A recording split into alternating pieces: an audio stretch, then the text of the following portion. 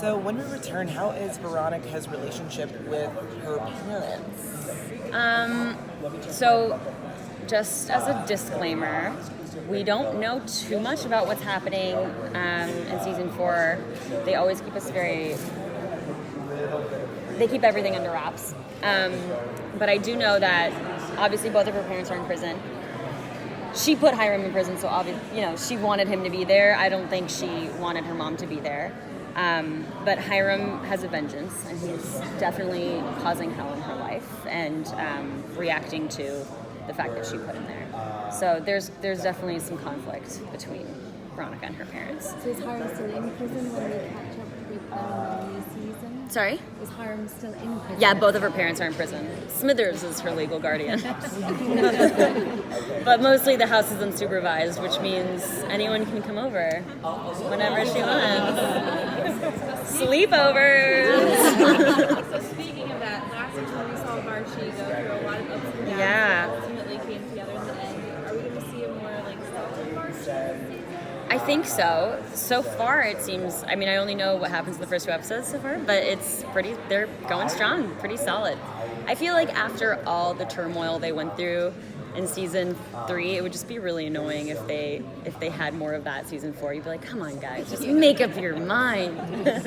So what's pushing her forward now? What is she focusing on this upcoming season? Veronica is focusing on, from what I've read so far, applying for colleges and dealing with the repercussions of her father's vengeance and the things that he does, which I can't elaborate on, I don't think.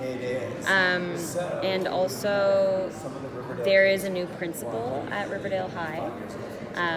Mr. Weatherby is off at the farm, I believe. So there's Mr. Honey. Mr. Honey comes in, and he's very strict. He's kind of trying to reform Riverdale High and instilling all these rules. So Veronica's definitely going to butt heads with him as well. I think every student will. She's always been a bit of an activist. So Yes. what's her cause this season? She's a rebel. Her cause this season, I actually don't know how to answer that.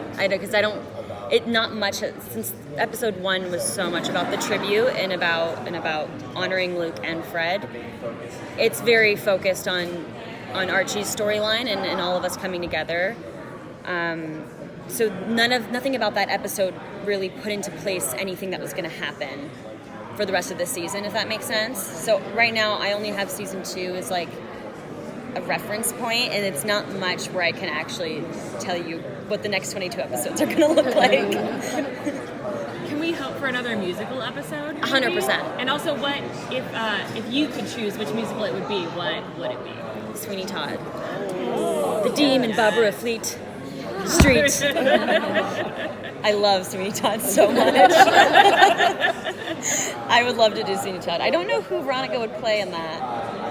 Because I feel like Cheryl would probably be Joanna, right? Yeah. Well, Mrs. Lovett. Yeah. Betty would be Mrs. Lovett, maybe? Oh, or no? Joanna? Yeah, or either of them could be Joanna. But I couldn't see Veronica being Mrs. Lovett either. Veronica needs to be a fiercer character. It would be... Have you pitched it to her? Yeah. What about Veronica Roberto. as Sweeney? Roberto. We'll ask him right now. We'll tell him right now. Roberto.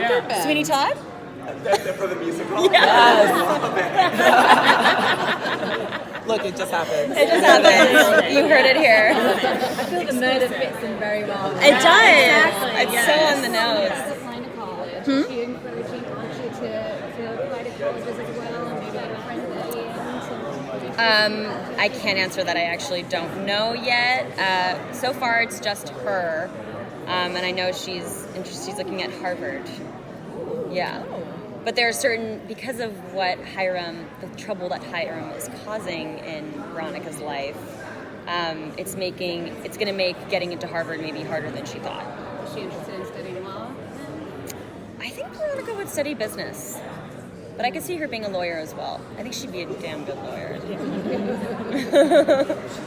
She is stubborn. And the fact that she's got no parental guidance this season, are we going to see her kind of struggling with the day-to-day type stuff? But she's basically looking after herself and Yeah, having to deal but I almost feel like Veronica's always been super independent, always looking after herself. So I don't think that really changes this season. But I think honestly, this season feels like we're like really diving into senior year, and there's going to be more core four together, more of the whole gang together, like getting to see some more storylines from Kevin and Reggie, and I think we're going to be exploring more of the dynamics between characters because it's our last year in high school, and I think that's going to feel, I think if we were to go on and do a season 5, then what would that look like? So I think we're going to really relish in like we're in high school. Let's really live in this high school world before it's done. Is there anything particular in terms of that you want to see? Anything particularly? School-wise? I thought the college thing was actually something I've always really wanted to see. I've always wanted to see what the characters will grow up to become, what they pursue in their lives. And also, because the show couldn't continue if they all went off to different schools, right? So somehow they're all going to end up at Riverdale University. Different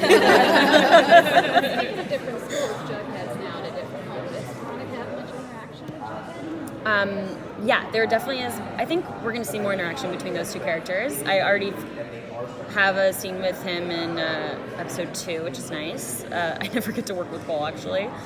But yeah, Cheryl has a big party. So, and I know Veronica, Jughead's going to this new prep school, and that was Veronica's life. Those are the types of people she is familiar with, and she knows that world. And I think in a way she's trying to protect Jughead from those people and what they can be like. And what about Veronica, the businesswoman, this season? She's still running her business. She's still got Le Bon Nuit. Yeah. And I think I can say we have a fun dance number, a really exciting dance number at the end of episode 2, which is, I just saw a choreography video for it. I don't know how long it's going to take me to learn that. It's like 3 minutes, 3 minutes of insane dancing, but... Is that for cheerleading, or is that... It's at Le Bon Nuit. It's a jazzy song. And it's like sexy and fun, and it's a really famous song, and you guys are going to love it. It's like Amazing. Thank you. Huh? Multiple, yeah. Thank you. Yeah, thanks, guys.